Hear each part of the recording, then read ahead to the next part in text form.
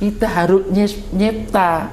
Makanya kita harus menjalani berdiri, ruku, sujud, lungguh. Itu mewujudkan alif lam lam ha.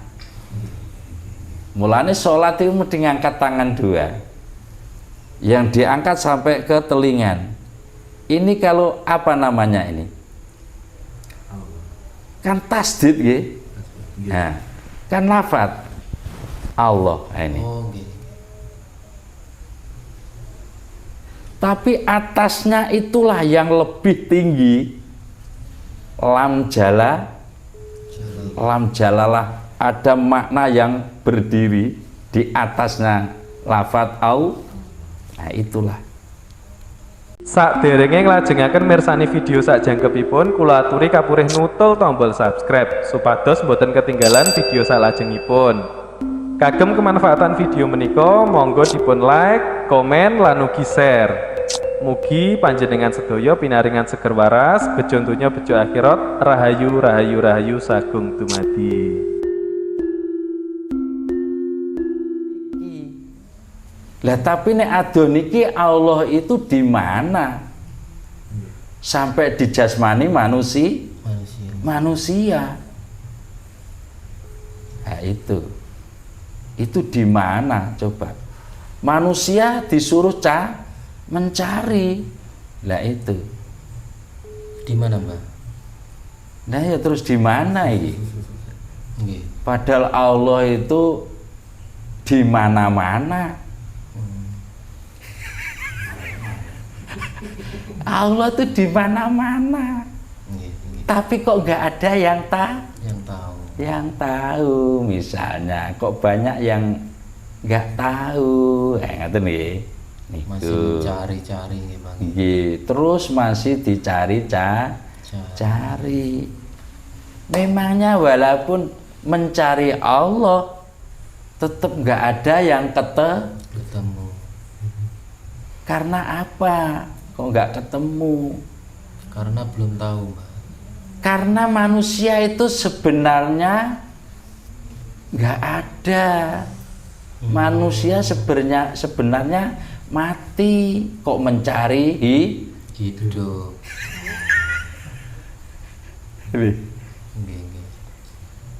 Contohnya ngeten, upamane beras niku nek dimasak dadine napa? Nasi. Jadi sego to nggih. Terus berasnya teng pundi? Kan nggih pun dadi nasi to nggih. Berarti terus jenenge nasi beras. Nggih to nggih.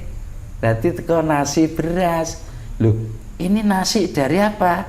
Dari beras. Mbok wis dimasak jadi nasi ya akhirnya nasi beras, sego beras. Lah nek asal jagung, sego jagung. Lah, jagung bisa dimasak jadi nasi. Malih jenengin sego jagung, nasi jagung. Lah terus upama segone niku goleki jagunge. Nek sego jagung, nek goleki nanti. Terus segone beras kuwi goleki berase. Aku itu asal teko beras, aku saiki tak goleki kira-kira petuk pegak. Niku sego gendeng. Mulane terus diarani majnun. Mulane Gus Gendeng niku lak gandrung kapirangun goleki beras. Nggih niku. Kedonyan niku, Mbak. Ora arepe petuk, wis digawa jadi satu. Lah terus Allah kalau sudah jadi wujud manusia. Allahnya di mana? Kita harus nyipta. Makanya kita harus menjalani berdiri, ruku, sujud, lungguh. Itu mewujudkan alif lam lam ha. Mulanya sholat itu mesti ngangkat tangan dua, yang diangkat sampai ke telingan. Ini kalau apa namanya ini? Kan tasdid nggih. Nah, kan lafat Allah ini. Oh, nggih. Tapi atasnya itulah yang lebih tinggi. Lam jalalah, ada makna yang berdiri di atasnya lafat au. Nah, itulah.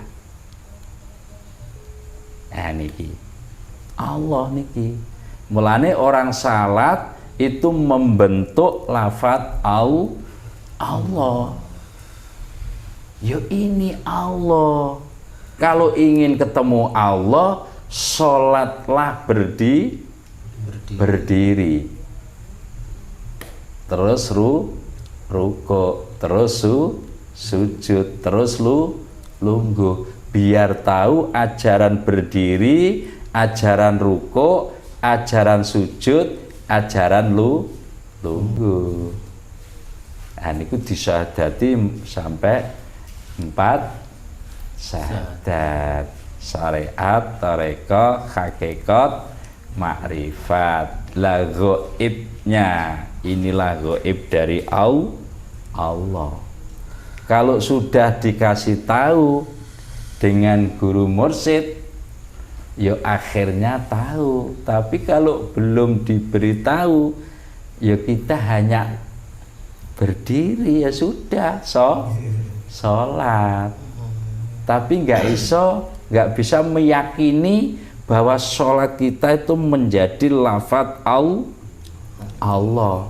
Lah terus dalamnya Allah ada hidup. Lah terus hidupnya Allah yang di dalam jasmani kita itu letaknya di mana? Opo mungkin di hati? Hati juga ada 4 hati. Opo mungkin di nyawa? Ada beberapa kehidupan nyawa. Opo mungkin di sukma? Sukma juga ada 4 sukma. Opo mungkin di rasa? Ada beberapa rasa. Niki. Kalau sudah huluyah tahu. Itu ilmunya Sunan Kalijaga. Itu kalau sudah huluyah bibi nau sholat. Ini terkait dengan sholat, Mbak. Sholat itu kan ada beberapa rakaat, bahkan ada perbedaan, kan ada yang 4 rakaat, 3 rakaat, dan 2 rakaat. Itu hakikatnya bagaimana, Mbak? Itu hakikatnya kalau saya itu secara mudah-mudahan diterima. Tapi kalau di kitabnya itu nggak sejelas itu, karena di kitab itu masih mengumpulkan. Jadi kalau kita itu saya makna dari kitab qadimnya Allah, yaitu jasmani. Makanya misalnya sholat itu ada sholat duhur. Sholat duhur adalah mencempurnakan mata 2, telinga 2. Setelah itu sholat asyar, menyempurnakan tangan 2, kaki 2. Sholat maghrib 3 rakaat, menyempurnakan bolongan hidung 2, mulutnya 1. Sholat isya 4 rakaat, menyempurnakan kulit, daging, otot, getih. Sholat subuh 2 rakaat, balung kelawan sungsum. Aja. Itu sudah semua ini sujud ke Allah. Sudah menjalani sholat ke Allah. Lah terus hatinya apa nggak diajak sholat? Berarti hatinya kan belum sholat. Nggih, Mbak. Gitu nggih. Lah padahal sholatnya jasmani, wudunya pakai air. yang diwaso anggau to. Lakunya berdiri, rukuk, sujud, lungguh. Kenapa sholat kok harus berdiri? Karena manusia diasalkan dari ratu api, namanya Nur Khotim, itu dari surga. Makanya berdiri itu jadi atike sholat niku. Nah, terus harus rukuk, karena rukuk manusia dijadikan asal dari ratu angin, itu Abdus Somad. Itu juga dari surga, belum ada dunia, semua dari surga. Terus harus sujud. Nah, karena manusia diasalkan dari ratu air, saruban tohurun, itu juga dari surga. Terus sampai harus duduk, manusia diasalkan dari ratu tanah, itu barbar. Itu mengandung nur semua ratu itu. Nur Khotim, Nur Abdus Somad, Nur Saruban Tauron, Nur Barbar, sampai Nur Buat, Nur Malaikat, Nur Muhammad, Nurullah, bisa menjadi wujud sempurna. Berdiri syariat, rukuk toreko, sujud hakikat, duduk makrifat. Makanya syahadatnya juga harus lengkap. Jadi kalau tahu, kita tuh lebih semangat sholat itu. Memang manusia dihidupkan dengan jin hanya untuk bersujud dengan Allah, hanya suruh sholat. Tapi sholat juga ada beberapa sholat dari Kanjeng Nabi. Tapi yang harus dijalani adalah sholat wajib 5 waktu, yang wudunya pakai air. Lah sholatnya hati, mulane sholatnya hati, wudunya pakai sabar. Sabar yang sudah nggak pernah menyesali segala kejadian perjalanan kita, sudah nggak pernah menyesali. Semua itu karena Allah, semua dari Allah. Kenapa kita kok ribut? Kita itu asal dari Allah. Kita kembalikan semua ke Allah. Itulah kita sudah nggak ngotori hati kita. Akhirnya sabar. Itulah jadi kata-kata sabar. Akhirnya menyuceni dari hati kita, dari sifat kenafsuan. Hati kita suceni dengan kesabaran. Lah sabar itu yang sudah enggak kita campuri dengan sifat nafsu. Itu menjadi wudunya, sholatnya hati. Terus lakune sholatnya hati. Menerima ing pandumnya Allah. Jadi kita itu dikasih apapun dengan Allah, kita itu tinggal mensyukuri kenikmatan dari Allah. Terutama dikasih kesempurnaan jasmani, opo kira-kira kita sudah ingat mensyukuri kejasmanian ini? Ini belum ada dunia kok. Masih dunia Allah. Belum dunia manusia. Kalau dunia manusia kan wujud ini. Kalau dunianya Allah, jasmani kita ini dunianya Allah. Makanya Allah itu kaya, sugih.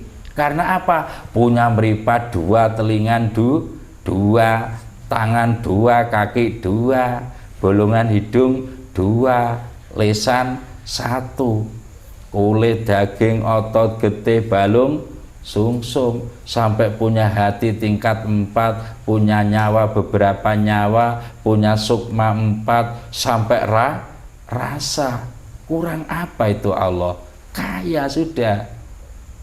Yang miskin kan manusianya, karena nggak mau bersyukur, merasa kurang terus ya nggak kebak-kebak, masih kurang. Nggak cukup gitu. Coba kalau sudah merasa syukur, alhamdulillah kita diberi wujud kesempurnaan yang sempurna, hidup semua, nggak ada yang nggak hidup. Meripat saya bisa melihat, telingan saya juga dengar, lesan saya juga bisa bunyi, hidung saya masih bernafas, tangan saya juga gerak, suku saya bisa menjangka. Semua hidup kok. Nah, ini. Coba kalau ada meripat nggak bisa melihat. Itu aja masih syukur. Apalagi kita kok nggak mau syukur. Nah, ini. Mulane kan iman ya. Syukur itu harus kita terapkan, kesyukuran itu. Alhamdulillah.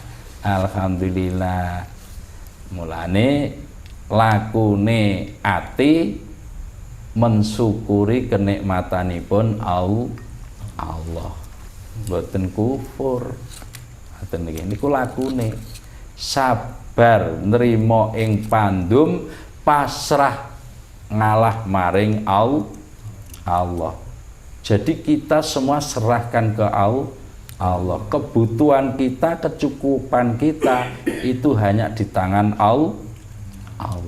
Gak usah rasa penyesalan dari kesalahan-kesalahan yang lalu itu belum menerapkan kesabaran ya? Iya, belum.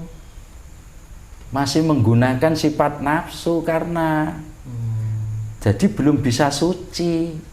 Lah suci itu yang lepas dari sifat-sifat kenapsuan, itu nanti bisa suci. Nah, itu jadi kesucian, jadi wudunya, sholatnya hati. Nah, terus hati prakteknya mensyukuri kenikmatan dari Allah, bahwa kebutuhan manusia, kecukupannya manusia, apapun itu tetap di tangannya Allah. Kalau Allah gak ridho, ya gak akan dikasih.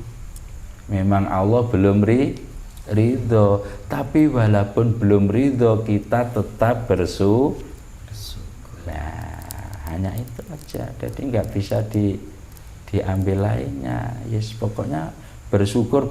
Kalau siapa yang mau mensyukuri kenikmatan ingsun Allah, pasti akan saya tambah. Tapi kalau ngufuri, azab yang akan diturunkan. Walaupun sudah punya banyak, masih merasa kurang karena kufur. Nah, itu merasa kurang. Itu sholatnya hati. Makanya kita harus menjadi orang yang sabar itu tadi. Nah, itu sholatnya hati. Terus sholatnya nyawa, nyawanya belum sholat. Coba sholatnya nyawa, wudune pakai syukur. Orang yang sudah bisa mensyukuri segala kenikmatan dari Allah, sudah enggak kufur 24 jam, itu menjadi wudunya sholatnya nyawa. Terus prakteknya nyawa, nah, ini prakteknya sholatnya nyawa adalah eling.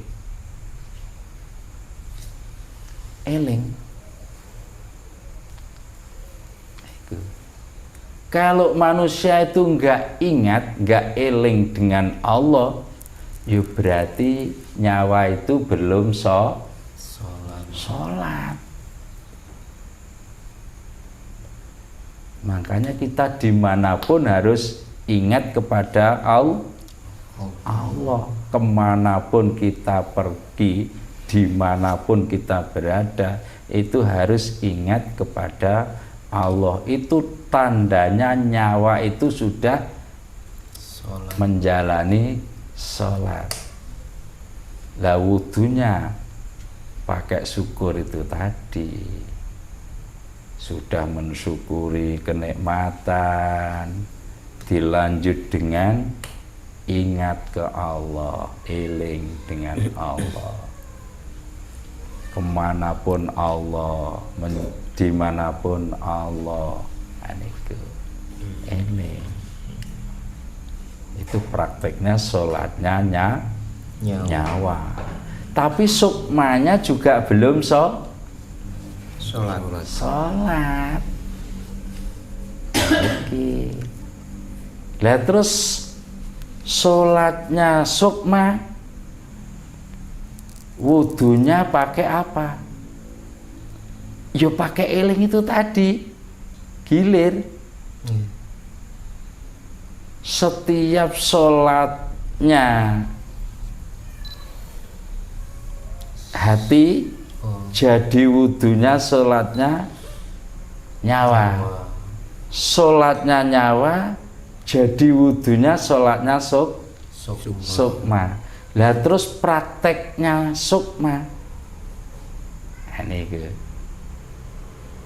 Jadi kalau sudah kita itu mengingat Allah 24 jam, kok enggak pernah renggang, nah itu enggak pernah jarak, enggak pernah geseh, itulah menjadi sholatnya, wudunya sholatnya sukma. Terus prakteknya sholatnya sukma apa? Nyipta adanya Allah. Nyipta. Jadi kita harus nyipta adanya Allah. Gak usah dicari kemana-mana. Sambil duduk tapi dicipta. Kalau Allah itu nanti keluar, ya berarti manusia tahu Allah. Kalau Allah belum keluar, sampai mati pun gak akan ketemu. Itu memang kehendak Allah.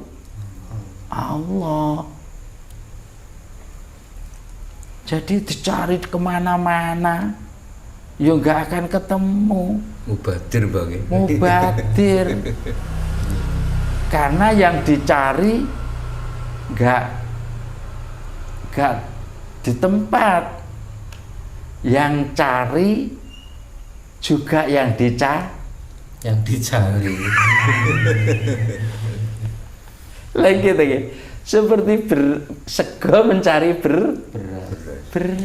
Padahal berasnya sudah dibawa dengan nasi. Manusia mencari Allah, padahal Allah sudah dibawa dengan manusia, kok masih dicari kemana-mana. Ayo nggak akan ketemu. Jadi diingkluk gini. Iya, pandeng ini bawahnya susu kiri ini. Di sini ada hati. Dalamnya hati ada nyawa. Dalamnya nyawa ada sukma. Dalamnya sukma ada rasa. Berarti nyawa itu di dalam hati ya, Pak? Hati yang di dalamnya itu.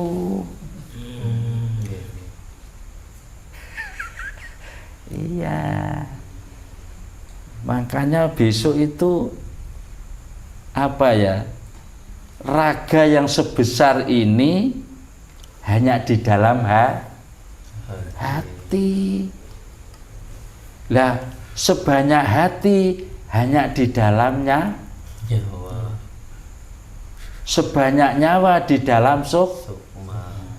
sebanyak sukma di dalam rasa. Semua rasa harus bisa hilang, hanya menjadi sari-sari rasa Allah. Itu baru nanti